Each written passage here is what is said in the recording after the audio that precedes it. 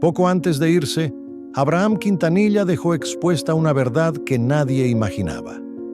Se suele afirmar que, al final de la vida, las personas eligen el silencio. Sin embargo, Abraham tomó una decisión diferente. Antes de morir, optó por dejar por escrito una verdad nacida de un acto consciente. Una revelación que no estaba destinada a los medios, ni a los seguidores, ni siquiera al público en general, sino a un objetivo profundamente personal. Hoy, finalmente, esa verdad empieza a salir a la luz. Tras la muerte de Abraham Quintanilla, quedaron demasiadas preguntas suspendidas en el ambiente. Un silencio inquietante se apoderó del entorno. Un funeral que no fue anunciado de manera abierta, y una sensación extraña entre quienes conocían a la familia. Algo importante se mantenía oculto. Lo que casi nadie sabía, y lo que ahora se conoce, es que Abraham Quintanilla había dejado un testamento. Un documento que iba más allá de números y bienes materiales, abordando también emociones, decisiones del pasado y la historia de una hija que jamás imaginó lo que estaba por enfrentar. Porque lo que Abraham decidió expresar antes de morir no se limitaba a una simple repartición de bienes. Era una verdad, una postura clara y para muchos una herida que aún permanece abierta. Durante años, Abraham Quintanilla fue visto como el guardián del legado de Selena. El padre que, tras perder a su hija de la forma más trágica, logró sobreponerse al dolor para proteger su memoria, su música y su nombre. Pero también fue un hombre que tomó decisiones complejas y en numerosas ocasiones cuestionadas, especialmente en el terreno financiero. Después de la muerte de Selena, el apellido Quintanilla quedó vinculado no solo al duelo, sino también a un crecimiento económico desmedido. Derechos musicales, regalías, contratos, licencias, merchandising y producciones audiovisuales transformaron el legado de Selena en una industria multimillonaria, con Abraham como una de las figuras centrales en su administración. Durante años, los ingresos siguieron fluyendo sin interrupción. Con el paso del tiempo, el avance de la edad y las heridas internas que nunca lograron cerrarse del todo, Abraham comenzó a pensar en lo inevitable, su propia partida. Personas cercanas aseguran que, en sus últimos años, hablaba cada vez más del pasado, de Selena, de las decisiones que tomó, de los aciertos y de aquello que quizá habría cambiado si hubiera tenido la oportunidad. Fue entonces cuando decidió dejar todo por escrito. No con la intención de justificarse ante el mundo, sino para dirigirse directamente a sus hijos. Tras su fallecimiento, el ambiente dentro de la familia Quintanilla se volvió tenso. No hubo comunicados inmediatos sobre herencias ni anuncios concretos. No existieron confirmaciones públicas, solo rumores persistentes. Se habló de reuniones privadas, abogados y notarios convocados con absoluta discreción, documentos que no todos habían visto. Porque, contrario a lo que muchos creen, cuando alguien muere dejando bienes, no son los jueces quienes los reparten, sino los albaceas y abogados encargados de ejecutar el testamento del fallecido. Y en este caso, los deseos de Abraham Quintanilla no eran sencillos. El testamento existía, estaba debidamente firmado y había sido preparado con mucha anticipación. Pero su contenido no coincidía con lo que muchos esperaban. Una inquietud creciente comenzó a sentirse entre los miembros de la familia. No todos compartían la misma posición. Miradas que evitaban cruzarse. Silencios prolongados. Conversaciones que se cortaban cuando entraba otra persona. Porque, aunque el dinero siempre es un tema delicado, existe algo aún más doloroso: la sensación de haber sido dejado de lado por un padre. Eso fue exactamente lo que una de sus hijas empezó a sentir. Creció bajo la sombra de una tragedia familiar inmensa. Vivió cargando el peso del apellido Quintanilla, el recuerdo constante de Selena y la creencia de que, algún día, las decisiones del pasado encontrarían equilibrio. ¿Pero qué estaba a punto de descubrir Josine? Palabras. Según fuentes cercanas al proceso, el testamento de Abraham Quintanilla no solo enumeraba cantidades, propiedades o derechos. También contenía mensajes implícitos, decisiones que reflejaban vínculos, distancias emocionales y juicios personales. No se trataba de un documento frío. Estaba cargado de significado. Y en esas páginas se encontraba la verdad que Abraham decidió dejar antes de morir. Una verdad que impactó de forma directa a una de sus hijas, aunque en ese momento nadie lo sabía con total certeza. El testamento aún no había sido leído por completo frente a todos los involucrados. Solo se conocían fragmentos, comentarios aislados y sospechas. Mientras tanto, el duelo seguía su curso. Despedir a un padre no implica únicamente enterrar un cuerpo, sino también dejar atrás expectativas, promesas silenciosas y explicaciones que jamás llegaron. Para esta hija, el funeral de Abraham Quintanilla no representó un cierre. Fue el inicio del golpe emocional más profundo de su vida. Porque cuando finalmente la familia fue convocada para tratar el contenido del testamento, todos asistieron convencidos de que sabían exactamente lo que iban a encontrar. Pero nadie estaba preparado para lo que Abraham había escrito, y menos aún para lo que había decidido no dejar atrás. Lo que ocurrió en esa reunión cambiaría la relación familiar para siempre, y marcaría el inicio de una tormenta silenciosa que, hasta el día de hoy, sigue sin resolverse. Pero esta revelación, esta verdad concreta, esta decisión final de Abraham Quintanilla aún no se ha revelado, y lo que viene después lo cambia todo. El día en que la familia fue convocada para abordar el testamento de Abraham Quintanilla, nadie cruzó la puerta con calma. No se trataba de un encuentro común ni de un trámite legal sin peso emocional. Era el instante en que un padre, incluso después de partir, iba a pronunciar sus últimas palabras. La casa permanecía en quietud absoluta. Un silencio espeso, incómodo, casi asfixiante. Nadie elevó demasiado la voz. Nadie formuló preguntas innecesarias. Todos comprendían que a partir de ese momento, nada volvería a ser como antes. Los documentos descansaban sobre la mesa. Las cartas estaban cuidadosamente ordenadas. Los sobres, sellados. La presencia de quienes debían cumplir la voluntad de Abraham, los abogados y el alguacil designado, imponía respeto. No estaban allí para interpretar ni opinar, sino para ejecutar lo establecido. Porque cuando existe un testamento, no hay espacio para lecturas emocionales. Lo escrito se cumple. Aunque incomode, aunque tome tiempo, aunque fracture relaciones. La lectura comenzó de manera formal, técnica, distante, con fechas, nombres y entidades. Pero conforme avanzaban las páginas, las expresiones fueron cambiando. Algunos sintieron que lo que escuchaban confirmaba sus suposiciones. Otros se apresuraron a reaccionar, porque el testamento no consistía simplemente en repartir bienes de forma equitativa. Abraham Quintanilla había reflexionado cada paso, había dejado instrucciones precisas y, sobre todo, había marcado diferencias. Durante años se asumió que el dinero generado tras la muerte de Selena estaba perfectamente distribuido, controlado y casi intocable. Sin embargo, la realidad era que Abraham administró durante décadas un flujo constante de ingresos, regalías musicales, derechos de autor, licencias de imagen y proyectos ligados al legado de su hija. Ese dinero no desapareció. Se transformó, creció, se reorganizó y ahora, por primera vez, aparecía reflejado como herencia. Pero no todos figuraban de la misma manera. Fue entonces cuando una de sus hijas empezó a experimentar una sensación extraña. Aún no era rechazo, era desconcierto.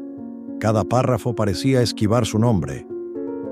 Cada asignación parecía aludir a algo distinto. Y aunque nadie decía nada en voz alta, el ambiente hablaba por sí solo. Miró a su alrededor. Buscó una clave, una explicación silenciosa, pero no la halló, porque Abraham no había dejado aclaraciones extensas. No hubo cartas cargadas de emoción, no hubo disculpas escritas, hubo decisiones. Y esas decisiones pesaron más que cualquier palabra. Los abogados siguieron leyendo sin detenerse, sin dramatizar, como marca el protocolo. Pero la tensión en la sala aumentaba. Algunos respiraban hondo, otros evitaban mirarse. Alguien, en cierto momento, apretó los brazos bajo la mesa, porque se hacía evidente que no todos recibirían lo mismo. Y peor aún, no todos obtendrían aquello que creían merecer. En familias marcadas por tragedias públicas, el dolor nunca es simple. Siempre arrastra expectativas, silencios heredados y heridas que jamás cerraron del todo. La familia Quintanilla no fue la excepción. Durante años, ciertas decisiones de Abraham generaron distancias emocionales, desacuerdos y formas distintas de entender el pasado y el futuro. Y ahora, ese conflicto latente comenzaba a tomar forma en cifras, propiedades y derechos. Cuando la lectura terminó, nadie habló de inmediato. No hubo gritos ni escenas exageradas, solo un silencio prolongado, demasiado prolongado. De esos silencios que dicen más que cualquier discusión. Finalmente, alguien formuló una pregunta simple, casi ingenua. ¿Fue suficiente? La respuesta llegó clara y directa. Esto es lo que Abraham Quintanilla dejó por escrito, ni más ni menos. Para una de sus hijas, ese instante resultó devastador. No porque esperara una fortuna descomunal, sino porque ansiaba reconocimiento. Quería sentir que su padre la había visto, que la había tenido en cuenta, que en su última decisión la había considerado como algo más que un nombre secundario. Pero lo que encontró fue vacío, y ese vacío dolió más que cualquier otra cosa. Esa noche nadie descansó bien. Comenzaron las llamadas, los mensajes cruzados, las interpretaciones. Porque cuando un testamento no satisface a todos, se inicia una guerra silenciosa, hecha de recuerdos, suposiciones y teorías. ¿Por qué decidiste así? ¿A quién intentabas proteger? ¿A quién dejaste fuera? ¿O simplemente actuaste según tu criterio? Las preguntas se multiplicaron. Las respuestas no aparecieron. Y mientras tanto, una idea empezó a tomar forma en la mente de esa hija. Tal vez el testamento no era solo una distribución económica. Tal vez era un mensaje final, una verdad que Abraham nunca expresó en vida, pero decidió dejar por escrito. Una verdad sobre ella misma, aunque aún no estaba del todo clara, porque había una parte del testamento que no se había tratado públicamente. Una división que generó debate entre los abogados, un punto específico que quedó planteado, y ese instante sería el que cambiaría todo. La revelación completa del testamento, la reacción directa de la hija, y la certeza de que Abraham Quintanilla tomó una decisión antes de morir. Una decisión que nadie anticipó y que terminó por resquebrajar a la familia desde dentro. Lo que pocos sabían o pocos se atrevían a decir era que el testamento de Abraham Quintanilla no concluía donde todos creían. Tras la lectura principal, cuando muchos pensaban que todo había terminado, uno de los abogados solicitó unos minutos adicionales. No elevó la voz. No provocó alboroto. Simplemente separó algunos documentos del resto. Ese gesto bastó para devolver la atención a la sala. Porque cuando un abogado anuncia que hay un punto adicional que debe tratarse, nadie espera algo bueno. No era otra herencia, no era una cuenta olvidada ni una propiedad pendiente. Era una cláusula personal.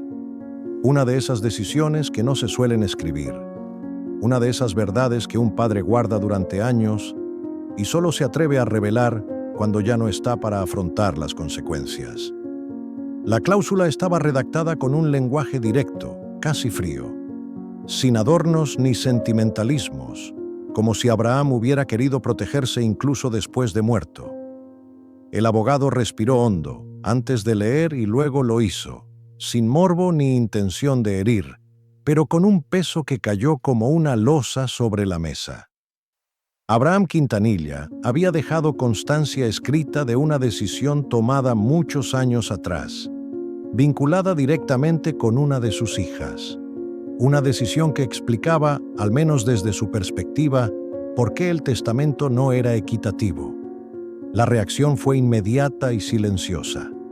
Alguien cerró los ojos, otro apartó la mirada, y ella sintió que el suelo se movía bajo sus pies, porque de pronto todo empezó a encajar. Las distancias, los silencios incómodos, las reuniones familiares cargadas de tensión. Todo adquiría un sentido que jamás imaginó. Las llamadas que nunca obtuvieron respuesta. Las charlas que siempre quedaron inconclusas. No se trataba únicamente de dinero. Nunca lo fue. Había algo más hondo, algo pendiente, algo que jamás se resolvió. Según esa cláusula, Abraham dejó constancia de que su vínculo con esa hija estuvo marcado por desacuerdos imposibles de conciliar. Diferencias de principios, decisiones y trayectorias. No hablaba de ausencia de amor. No mencionaba abandono. Hablaba de decepción. Y esa palabra, aunque no apareciera de forma explícita, atravesaba cada línea del documento. Para ella, escuchar aquello fue devastador. No porque ignorara la complejidad de la relación, sino porque jamás imaginó que su padre dejaría esa sentencia fijada en un papel, sellada legalmente, como su mensaje final. No había margen para responder. No existía derecho a réplica. Abraham ya no estaba, y esa ausencia hizo la herida aún más profunda. Alguien preguntó si esa cláusula podía ser impugnada. El abogado respondió sin rodeos. Legalmente era válida. El silencio volvió a instalarse. Pero esta vez no resultó incómodo. Fue doloroso, porque todos comprendieron que el testamento no solo repartía bienes, sino que también reordenaba la historia familiar. Aquella noche, la hija se marchó sin despedirse. No lloró frente a los demás. No protagonizó escenas. Guardó su dolor para sí. Sin embargo, quienes la vieron irse coincidieron en algo después. Nunca la habían visto tan rota. En los días siguientes comenzaron los diálogos privados, las llamadas a abogados externos, las consultas discretas. Porque, aunque el testamento era claro, las emociones no lo eran. ¿Era justo que un padre juzgara a su hija de esa manera? ¿Era correcto dejar una herida abierta como herencia? ¿O era simplemente la forma en que Abraham expresaba una verdad que nunca se atrevió a enfrentar en vida? Algunos defendieron su decisión. Decían que Abraham siempre había sido un hombre inflexible. Creía en el orden, el control y las consecuencias. No toleraba lo que consideraba traiciones personales o familiares. Otros fueron más severos. Afirmaron que ese testamento no cerraba ciclos, sino que los rompía, que no era un cierre, sino una imposición final, una manera de conservar el poder, incluso desde la ausencia. Y en medio de todo, una pregunta comenzó a circular en voz baja. ¿Era esa verdad escrita la verdad completa? Porque había algo que no terminaba de encajar. Algunos recordaron conversaciones privadas con Abraham, años atrás, en las que hablaba con nostalgia de esa misma hija. Otros aseguraron que, en momentos de fragilidad, parecía arrepentido. Entonces, ¿por qué un desenlace tan turbulento? Fue ahí cuando surgió otra teoría, algo que nadie se atrevía a decir en público, pero que muchos pensaron. ¿Y si el testamento no solo reflejaba lo que Abraham sentía, sino también la influencia de alguien más en esa decisión final?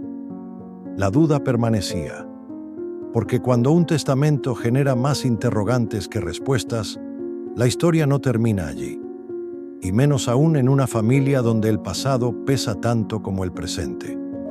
Cuando la sala quedó vacía, y las luces se apagaron, nadie pudo afirmar que todo había concluido.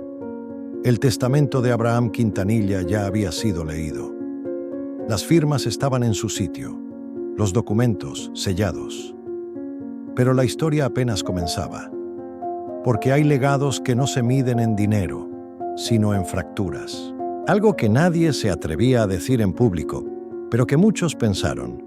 ¿Y si el testamento no solo reflejaba lo que Abraham sentía, sino también la influencia de alguien más en esa decisión final? La duda permanecía. Porque cuando un testamento genera más interrogantes que respuestas, la historia no termina allí. Y menos aún en una familia donde el pasado pesa tanto como el presente. Cuando la sala quedó vacía y las luces se apagaron, nadie pudo afirmar que todo había concluido. El testamento de Abraham Quintanilla ya había sido leído. Las firmas estaban en su sitio, los documentos sellados, pero la historia apenas comenzaba, porque hay legados que no se miden en dinero, sino en fracturas. Y hay verdades que al salir a la luz no buscan justicia, sino algo más profundo, ser escuchadas aunque llegue demasiado tarde. La hija mencionada en esa última cláusula nunca volvió a asistir a reuniones familiares. No respondió llamadas, no concedió entrevistas. Su silencio fue su forma de responder. Algunos interpretaron ese silencio como dignidad, otros como derrota, otros como rabia contenida. Pero quienes la conocían realmente sabían que no era nada de eso. Era un duelo distinto al de la muerte. Un duelo por lo que nunca se dijo a tiempo, por lo escrito cuando ya no existía posibilidad de diálogo. En privado, comenzó a ordenar su propia versión de la historia. No para publicarla, no para reclamar, sino para comprender. Porque hay momentos en la vida en los que necesitas saber si el problema fue real o si se trató de una percepción heredada, de una distancia que creció con los años sin que nadie la detuviera. Mientras tanto, el resto de la familia hacía lo que tantas familias hacen cuando hay dinero de por medio. Intentaron recomponerse, pero no lo lograron. Las reuniones se volvieron tensas. Las palabras se eligieron con cautela. Las miradas, desconfiadas. Cada conversación llevaba un subtexto invisible. ¿De qué lado estás? Algunos defendían la decisión de Abraham repitiendo una frase como un mantra. Fue su voluntad. Otros respondían con la misma firmeza. La voluntad también puede equivocarse. Ahí estaba el centro del conflicto. No se trataba solo de un testamento en discusión.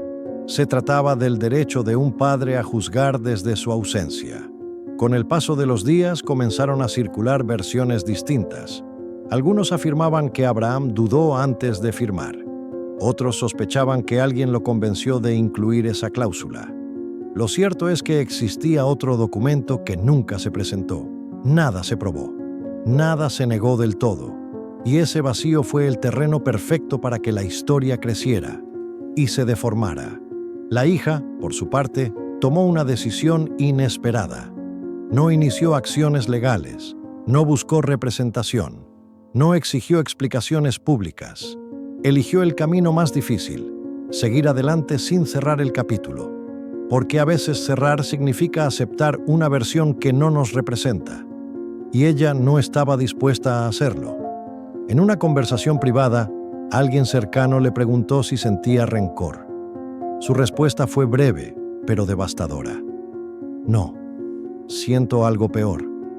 Siento que nunca me conociste de verdad. Esa frase cambió todo, porque volvió secundario al testamento, porque dejó claro que el verdadero golpe no fue económico, fue emocional. Descubrir que hasta el final su padre habló de ella sin hablarle a ella. Con el tiempo, la familia dejó de reunirse como antes. Los encuentros importantes se volvieron incómodos, las ausencias frecuentes. El apellido siguió siendo el mismo, el vínculo no. Y así, sin explosiones ni escándalos, una familia se fue fragmentando lentamente, como las cosas que el tiempo no repara. Hubo reconciliación, no oficial. Hubo perdón quizá, pero no público ni declarado, porque hay perdones que se viven en silencio y otros que nunca llegan, tampoco se buscan. Hoy, el testamento de Abraham Quintanilla sigue siendo citado, interpretado y cuestionado. Para algunos fue un último acto de honestidad, para otros una herida innecesaria. Para ella fue una respuesta que llegó demasiado tarde. Y ahí reside el verdadero final, uno que nunca se cierra del todo. Un padre que habló cuando ya no podía escuchar. Una hija que escuchó cuando ya no podía responder. Y una verdad que quedó suspendida entre ambos. Porque no todas las historias terminan con justicia. No todas las familias sanan. Y no todas las verdades traen paz. Algunas solo dejan una pregunta abierta. ¿Qué habría ocurrido si hubieran hablado a tiempo?